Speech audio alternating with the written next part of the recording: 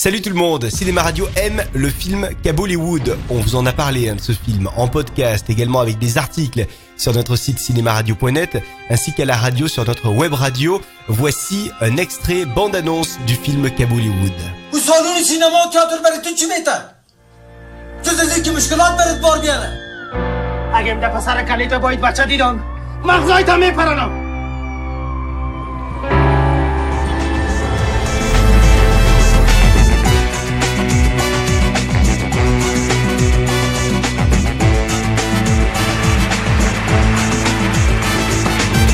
Voilà, extrait de Kabollywood, et à l'occasion de la sortie de ce film Kabollywood, notre reporter Sylvain Ménard a rencontré et interviewé Louis Meunier. Il s'agit du réalisateur du film Kabollywood, une rencontre qui s'est faite dans un cadre assez inhabituel à la cartoucherie de Vincennes. Sylvain Ménard et Louis Meunier, interview exclusive pour Cinéma Radio.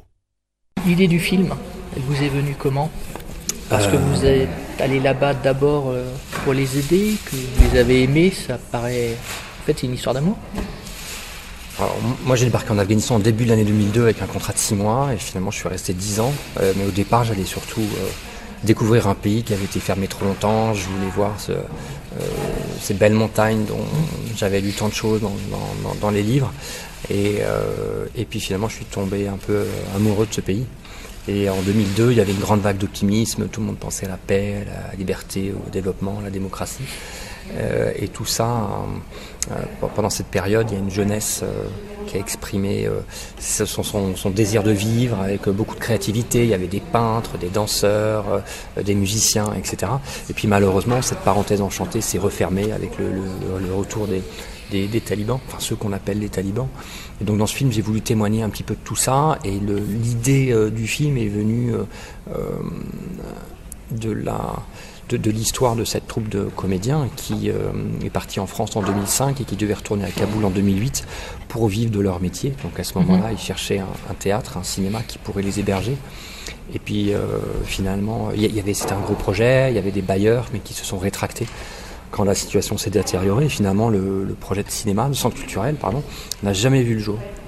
Et je me suis dit que c'était dommage de ne pas pouvoir le faire en vrai, mais qu'on pouvait peut-être le faire de manière symbolique à travers un film qui racontait des histoires fictives d'une bande de copains à l'âme, à l'esprit résistant qui décidaient de créer un centre culturel dans Kaboul. Donc avec un écrivain, on a écrit une histoire que j'ai ensuite transposée dans la réalité. Donc je me suis mis en quête d'un décor qui pouvait héberger l'histoire, et en voyant ce cinéma, je me suis dit que c'était là qu'il fallait le faire. C'est le plus grand cinéma de Kaboul avec 1000 places. Le cinéma Paradiso avec un grand balcon, un rideau doré, rideaux, etc. Le plafond magnifique. C'est ça.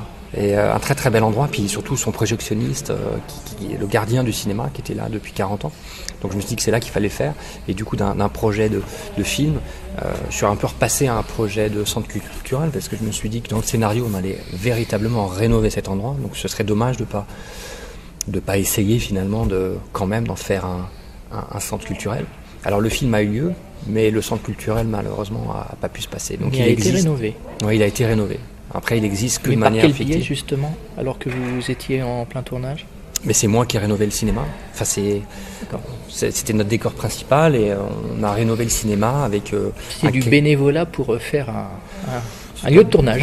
Ouais, du bénévolat, c'était notre décor, ouais. Donc on avait un calendrier de travaux qui coïncidait avec un calendrier de tournage. On s'imbriquait dans le décor pour tourner des séquences. On a retapé ce cinéma, on en a fait brûler une partie pour les besoins du scénario, puis on l'a remis à neuf à nouveau. Et puis à la fin du tournage, une des séquences finales du film, enfin sans dévoiler l'intrigue, c'est l'inauguration. Et finalement, ça s'est pas vraiment passé. Et du coup, le cinéma est resté fermé. Et aujourd'hui, la poussière s'accumule. Il est présent mais inactif. Voilà, il est présent mais inactif. En tout cas, il a gagné quelques années de résistance supplémentaire grâce à l'étanchéité. On a tout refait, on a fait l'étanchéité, la peinture, la maçonnerie, l'électricité. Donc voilà, il devrait passer l'épreuve du temps pour encore quelques décennies. J'espère, on verra.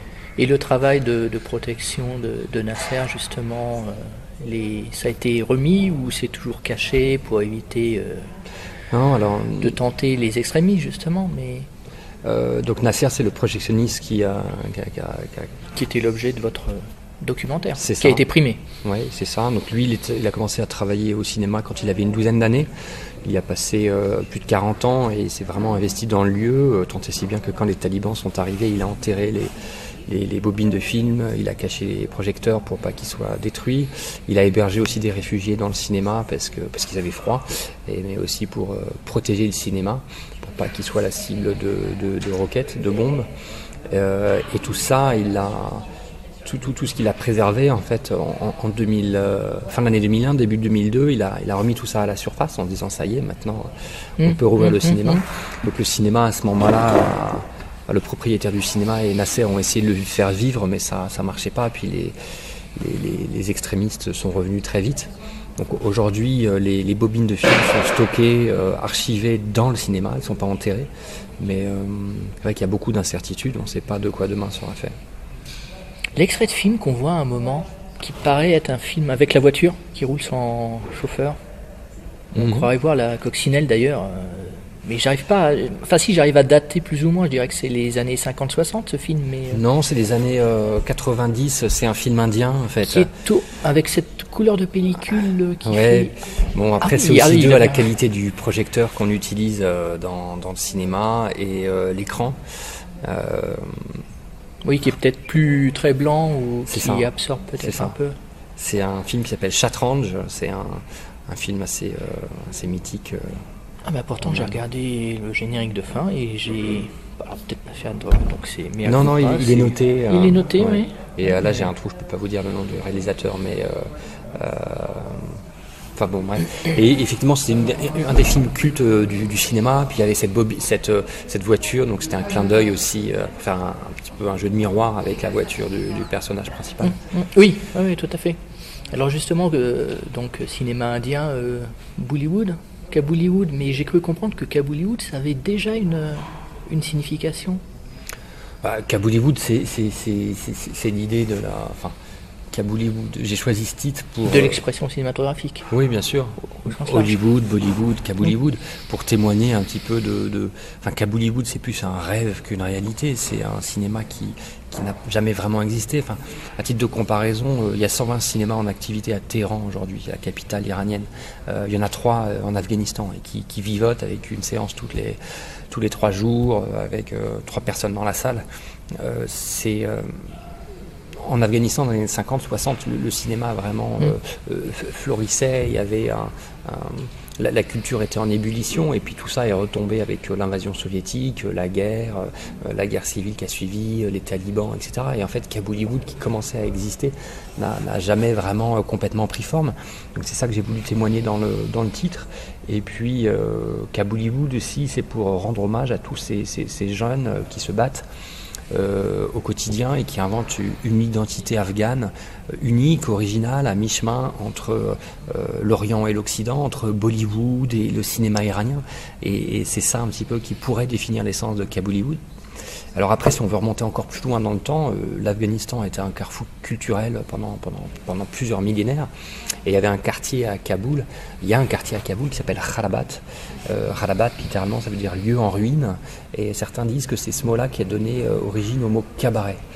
Et en fait, à Kharabat se concentrait toute l'activité culturelle afghane avec des danseurs, des chanteurs, des musiciens qui venaient d'Inde notamment. Et voilà, donc Kaboul a vraiment eu un rôle de foyer culturel très très fort, très dynamique à travers les âges. Et c'est aussi ça un petit peu que j'ai voulu réunir dans le film, notamment avec différentes générations. Le père de Kreis qui est musicien, qui vraiment qui représente l'âme de Kharabat, l'âme de ce foyer vivier culturel ancien. Et la tradition. Kaboul. Et la tradition. Et puis les jeunes qui sont un petit peu en rupture. Quoi. Ce conflit générationnel se fait sentir un petit peu partout. C'est-à-dire que tous les personnages principaux sont en rupture par rapport à la génération d'avant. Oui, on le voit bien notamment avec le fils musicien qui... Donc le seul acteur qu'on ne peut pas voir puisque lui il est aux États-Unis, mais justement où son père vient le voir, il lui dit mais il joue d'un instrument typique. Mais en fait on peut jouer d'un instrument typique, surtout dans des pays, enfin en Asie, on joue avec n'importe quoi parce qu'on a l'impression que la tradition orale, Elle se joue des modes justement, et que c'est ce qui permet de faire perdurer l'histoire. Ouais, tout à fait. Et ça, c'est très beau. Alors, moi, j'avais trouvé, vous l'avez peut-être lu, il y avait un moment des passages un peu documentés, plus que filmés, notamment la ville. Et j'ai trouvé j'espère que les gens iront le voir, parce qu'il y a des visions magnifiques lors donc de la mosquée aux Deux Sabres. Je crois que j'ai mémorisé, avec tous les pigeons, donc avec Des Chamchili. Voilà, tout à fait, avec un peu la montagne en arrière-plan, cette lumière matinale, je pense. Oui, enfin il y a les deux, parce que cette mosquée, on l'a fait le matin, le Quand du jour et on puis le voit, soir. notamment, elle est sur pas mal de photos, et je l'avais prise d'ailleurs moi aussi. Alors ça, c'est le soir. C'est le soir, d'accord. Mais la lumière est magnifique. Et Kaboul la est une ville ville est superbe. Bien c'est que une ville magnifique. combien il y a 70% détruite, mais Moi, quand je suis arrivé à Kaboul en 2002, j'ai eu un coup de cœur pour cet endroit, alors qui était très détruit, mais qui est ceinturé par des montagnes enneigées. Il y avait très peu de voitures à Kaboul en 2002, puis très très peu de gens, et donc ces bâtiments, ces mosquées avaient une place très importante. Alors aujourd'hui, la ville a subi un exode rural très très fort. Il y a des millions de gens qui s'entassent à Kaboul, il y a des 800 000 voitures, c'est une des capitales les plus polluées du monde. Et donc le charme de Kaboul existe toujours, comme je l'ai montré dans le film, dans le vieux bazar, etc. Mais c'est vrai qu'il y a la beauté et la poussière qui se mélangent en permanence. Et pour répondre à votre question sur le documentaire, oui, moi j'ai voulu... ce film est une fiction, mais comme je vous le disais tout à l'heure dans la genèse, il est vraiment très empreint de réalité. Et en fait, on s'est servi de la réalité pour nourrir notre inspiration, mais aussi pour tourner chacune des séquences. Donc quand les comédiens sont dans le vieux bazar de Kaboul, il n'y a pas de figurants autour, ce sont des vrais habitants de Kaboul qui vaquent à leurs occupations.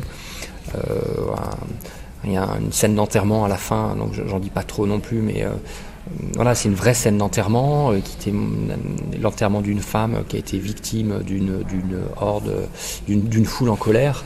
Et c'est un miroir aussi avec mon actrice, en fait, symboliquement, c'est mon actrice qui est dans le cercueil. Donc il y a beaucoup de scènes documentaires parce que j'ai tourné le film comme ça, et pour aller encore plus loin, j'ai fait une mise en abîme où mon personnage principal lui-même témoigne et réalise un documentaire. Donc parfois à l'écran on voit mon œil, mon regard, et parfois c'est son regard à lui à travers sa petite caméra documentaire, puisqu'il doit faire un film de fin d'année pour réussir, pour avoir son diplôme. Et puis il a une mission supplémentaire à la fin, puisqu'il doit le faire aussi pour sa bien-aimée. Mais c'est très... c'est pas du tout gênant, dans le sens où d'abord ça donne ça anime les images au moment où on pourrait justement avoir un petit moment de tranquillité, sans les personnages, sans voix, sans musique, sans rien. Donc, et puis c'est pas non plus hyper présent, mais je trouve que c'est parfait, parce que justement ça donne une cohérence à ce que vous avez développé, le travail des acteurs, le jeu, l'histoire que vous racontez. Puis on se dit, ah oui, mais c'est réellement comme ça. Ah oui, ça c'est une ruine.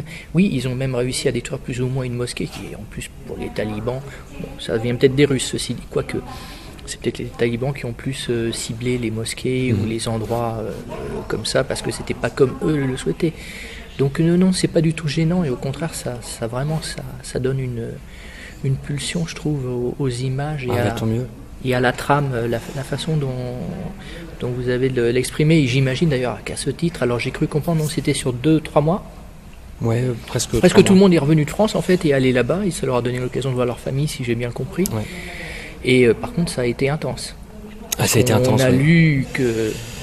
toutes les péripéties qui étaient écrites dans le scénario se sont passées en réalité sur le tournage. On a été menacés par des hommes en armes. Chab, notre héroïne, a été prise en joue sur le plateau par le policier en charge de notre sécurité.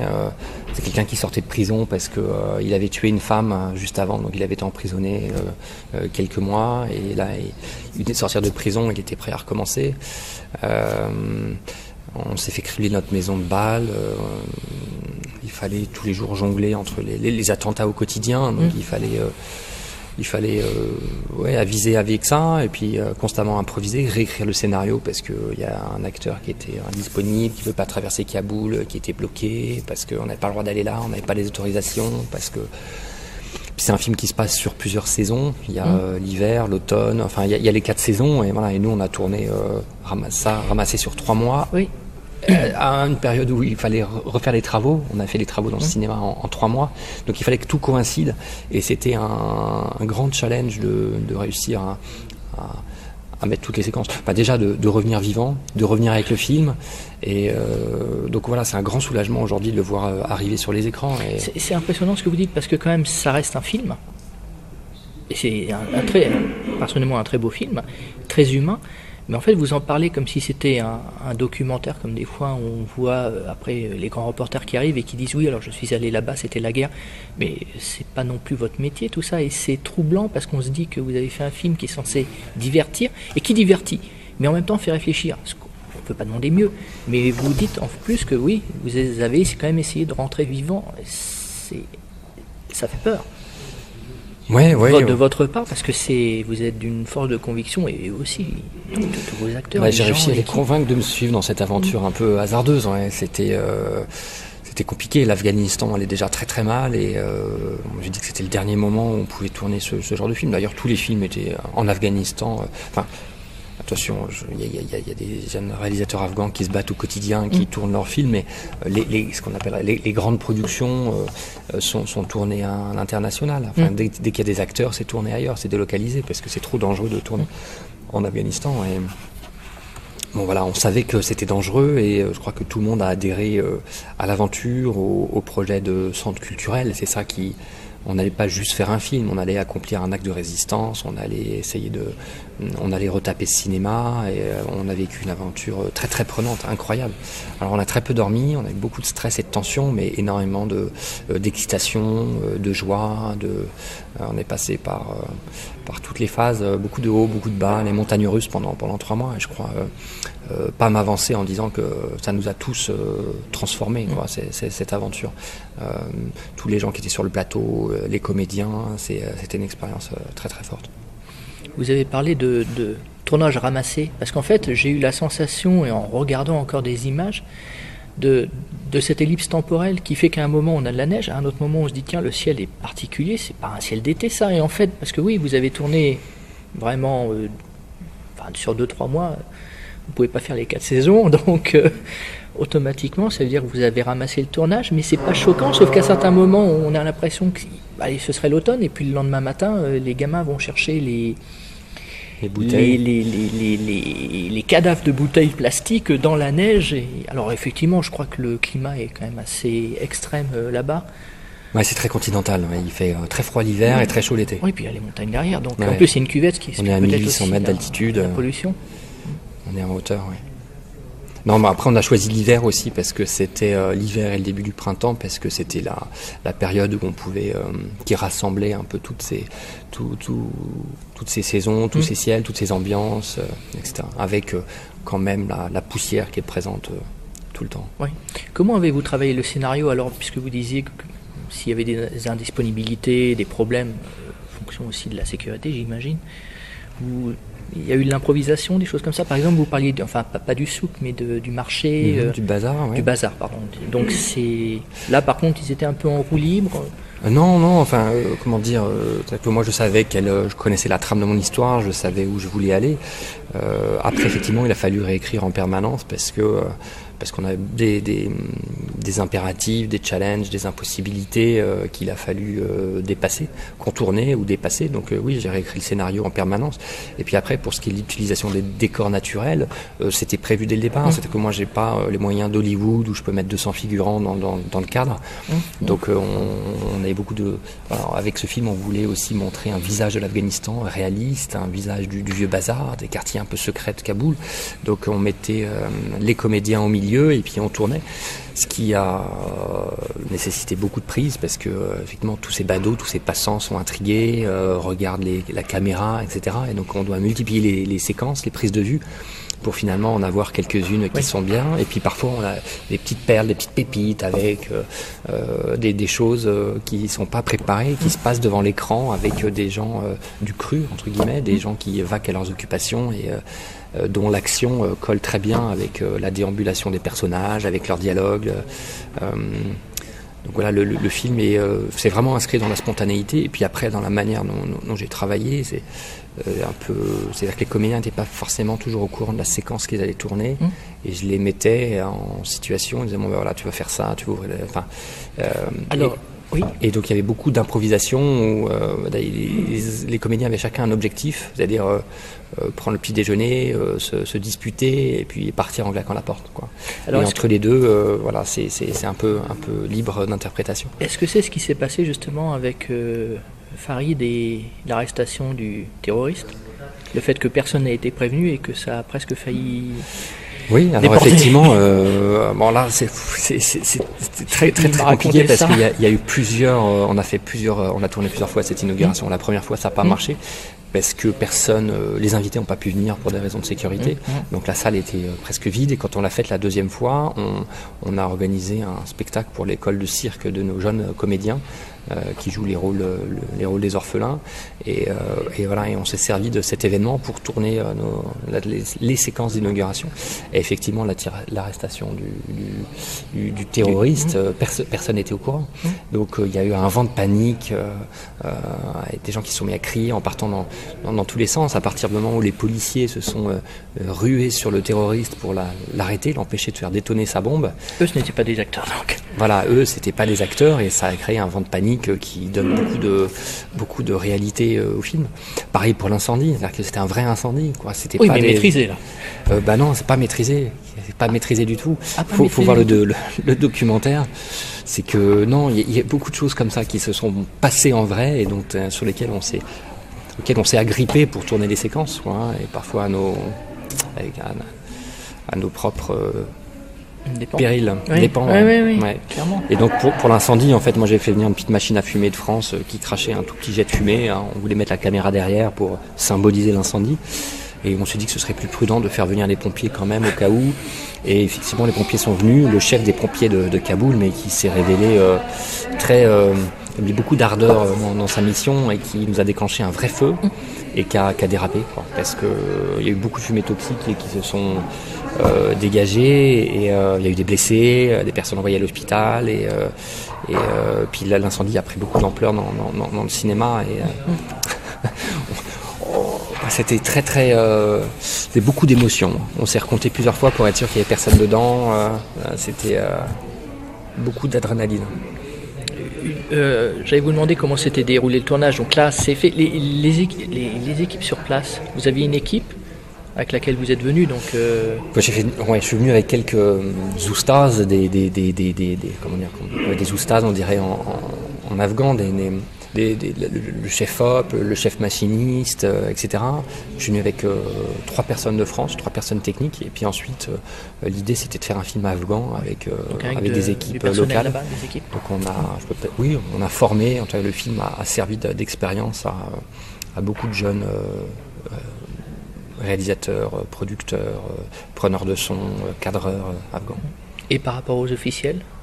Vous parliez des décors, des endroits, les tournages où tout ça c'est vrai, tout est vrai. C'était au vrai. Tout est vrai. Donc le bureau de police, c'est vraiment le bureau de police. C'est vraiment là où on avait demandé nos autorisations de tournage, la protection aussi quand on avait des problèmes. On avait vraiment des escortes. À un moment, on avait vraiment des personnels de sécurité sur le lieu du cinéma. Là, ce sont des vrais gens. Enfin, tous les décors sont. Vous voulez dire que certains des personnels de sécurité filmés sont les. Certains, certains sont ceux les vrais de votre équipe. De vous. D'accord. Et par rapport aux autorisations, ça n'a pas été trop compliqué? Ça a été très très compliqué. Très. Ils avaient lu le scénario? Ouais, ils avaient lu un synopsis, ouais. Vous aviez... Non, mais très très compliqué. Puis en fait, Kaboul est divisé en districts, donc on a l'autorisation de certains districts, mais à certains jours et pas à d'autres. Le ministère de la Culture, le ministère de l'Intérieur, la police. Donc non, c'était très très compliqué. Et moi, j'ai fait 95% de mon temps de production en fait. Vous aviez préparé un voyage avant ou... Moi, j'ai passé 10 ans sur place. Hein. Moi, je l'ai préparé pendant longtemps avant de commencer le tournage. Mais à partir du moment où on a débuté le tournage, moi, j'étais accaparé par la production. Les autorisations, les problèmes avec les actes. Je me suis retrouvé au poste de police pendant 24 heures avec les menottes. Ça a été comme ça tout le temps. Et au final, c'était le réalisateur, le producteur, l'auteur, mais aussi celui qui doit tout débloquer. Penser aux costumes, penser à ci, à ça, parce que Bon, après, j'étais pas tout seul, hein, et heureusement tout le monde s'est beaucoup investi, mais voilà, j'ai pas pu accorder autant d'attention que j'aurais voulu, autant de temps que j'aurais voulu à la réalisation. Alors, j'étais vraiment focalisé sur le faire le film, quoi, faire en sorte que ça se passe, avoir l'autorisation, faire en sorte que la voiture démarre, que le camion de pompier soit là, et ça c'était assez fou. Et quand je revois le film, et surtout le documentaire, je me dis que c'était une connerie, quoi. C'était une lubie de vouloir ouvrir le cinéma, mais c'était surtout vraiment un peu audacieux, un peu risqué de se lancer dans cette entreprise, parce que c'est trop de choses, quoi. Tout dépendait de tout. S'il y avait un pied de la table un pied qui s'écroulait, c'est tout l'édifice qui tombait, quoi. Et ça veut dire que vous avez joué beaucoup du montage, vous aviez beaucoup de rush, de choses comme ça, ou finalement vous avez quand même malgré tout réussi à avoir le... On est rentré avec le film, mais effectivement, il y a beaucoup qui s'est fait au montage, et le chef monteur, Thierry Bréant, a fait un travail remarquable, sans compter son temps et son énergie pour nourrir l'histoire, introduire des rebondissements, garder certaine énergie, un dynamisme au montage. Donc effectivement, on a beaucoup creusé les rushs. On avait 80 heures, une centaine d'heures presque de rush, donc on a beaucoup creusé tout ça pour voir ce qu'on pouvait en tirer. Et puis après, il y avait le jeu avec les images d'archives aussi, que certaines je les collectées avant, certaines pendant le tournage, mais d'autres après aussi. Donc on me suis servi des images d'archives pour nourrir le film de Sikandar. Peu d'images d'archives, que même la séquence des petites filles là, qui est émouvante au possible, parce que elle décrit tout. Je veux dire, surtout en Afghanistan, une petite fille qui penchée sur son livre en train c'est un pied de nez à tout ce qui est l'obscurantisme. C'est ça. Donc, et ça, c'est filmé ou c'est... Oui, c'est filmé. Ça, c'est une image que moi j'avais filmée en 2007 ou en 2008 dans le nord du pays. Donc voilà, moi j'ai tourné en Afghanistan pendant plusieurs années, donc voilà, j'avais aussi toutes ces archives. Puis j'avais des versions intermédiaires du montage dans lesquelles il y avait... à l'échelle du film, il y avait 10 minutes de documentaire en plus, avec beaucoup de scènes de combat. J'avais beaucoup de scènes de combat, beaucoup de scènes de combat, ouais. De combat par rapport de l'armée afghane qui se bat sur la ligne de front contre les talibans. À insérer en fond... Ouais, dans le film de Sikandar, le départ des troupes occidentales, les hélicoptères, les chars. Et puis finalement, voilà, oui, c'est plus sobre. J'ai réduit tout ça pour le concentrer, donner plus d'importance en poids à la fiction. Votre choix au niveau des acteurs, et notamment le fait que Roya soit resté là-bas, il était peut-être déjà là-bas, puisque finalement ils étaient là, ils sont retournés là-bas. Donc, au départ, je voulais avoir exclusivement des comédiens afghans du théâtre Aftab, du théâtre du Soleil, mais malheureusement ça s'est pas pu se faire pour des questions de visa de leur part, et puis de financement de mon côté. Et donc, par exemple, l'actrice principale devait venir de France avec eux. Et finalement, j'ai dû trouver quelqu'un sur place au dernier moment. J'ai eu beaucoup de chance de rencontrer Roya, qui a parfaitement bien joué son rôle. Et puis ensuite, voilà, pour continuer dans l'esprit du film, essayer de trouver des gens qui joueraient leur propre rôle, comme le projectionniste, comme les enfants, qui sont pas orphelins dans la réalité, mais qui sont des gros débrouillards. Donc voilà, le film, le casting est un mélange d'acteurs professionnels, très professionnels, et puis très amateurs. Il y en a qui n'avaient jamais tourné. Oui, mais ça ne se sent pas, parce que je pense qu'on est déjà porté par l'histoire elle-même, par sa trame, par le synopsis. Tout est clair, tout est dit. Après, il y a des gens qui paraissent plus simples, peut-être moins élaborés, mais c'est aussi peut-être le personnage en lui-même qui est comme ça, donc on se pose pas trop cette question. Parce que d'ailleurs, le chef de la police, parce qu'il paraît tellement crédible à un moment. Non, alors lui n'est pas chef de la police. Lui, c'est un acteur afghan, un acteur de série télévisée. D'accord. Mais par exemple, lui, voilà, il vient de Kunduz, d'un district de Kunduz où il y a les talibans au quotidien, donc il sait ce que c'est que se battre, il sait ce que c'est que la ligne de front, et il sait que, voilà, il parle en connaissance de cause, quoi. Et son rôle, il le joue à merveille parce que il est imprégné de toute cette réalité au quotidien. Et puis par ailleurs, il a déjà joué des rôles de policier dans des séries par le passé. Parce que je trouve qu'il est criant de vérité, et surtout il est d'une d'une sensibilité qu'au début on a du mal parce qu'on se dit qu'est-ce qu'il est. C'est l'obscurantisme quand il sort le sac avec les petites émeraudes, qui dit à son fils non, tu fais ça parce que c'est comme ça. Mais pourquoi tu te mets contre moi? Et en fait, on s'aperçoit que c'est lui qui a fermé le cinéma pour le protéger. C'est lui qui est en relation avec Nasser. C'est Nasser qui le dit d'ailleurs à Omid, au personnage, à Sikander. Donc, je veux dire, tout se recoupe en fait. Ouais, il veut protéger. Ouais. Nedjat, c'est celui qui donne la protection, qui garantit la sécurité des choses. Et voilà, dans la police afghane, il y a beaucoup de gens qui, alors déjà, ils gagnent pas beaucoup d'argent et ils le font par conviction, quoi. Ils vont se battre par conviction pour défendre leur pays et parce qu'ils aiment leur pays. Et voilà, c'est aussi ça que je voulais montrer dans le film. Parce qu'on parle beaucoup de corruption, etc. C'est vrai que la corruption est une réalité très forte en Afghanistan, mais il n'y a pas que ça. Il y a aussi des gens qui se battent, quoi. Et le père de Sikandar est un résistant à sa manière.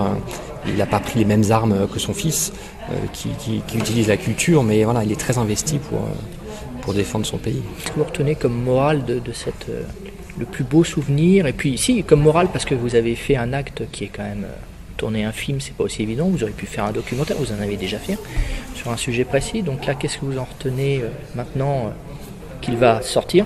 Je vous repose la question une fois qu'il sera sorti, mais... Non, mais c'est un grand aboutissement. Après 7 ans de travail, de voir le film arriver sur les écrans, et ce que je disais tout à l'heure aux comédiens, c'est voilà, quand on sera sur scène lors de l'avant-première, voilà, ça sera... voilà, c'est l'aboutissement, ça donne du sens. On s'est dit, bon, ben voilà, on n'a pas été au bout pour rien, quoi. Le film reste pas dans un carton, il va être vu, on va pouvoir montrer un autre visage de l'Afghanistan, on va pouvoir donner vie à tous ces acteurs. Ça, je pense, ouais. J'aurais voulu organiser l'avant-première à Kaboul, mais malheureusement ça n'a pas été possible. Malheureusement ça n'a pas été possible. Oui, parce que le cinéma donc a été rénové. Il était quand vous êtes parti. Au moment où vous partiez, le tournage était fini, la rénovation était terminée. Et puis on a mis la clé sous la porte. Je vous remercie infiniment, Louis Meunier, d'avoir passé un peu de temps avec nous. Merci beaucoup. Merci Sylvain.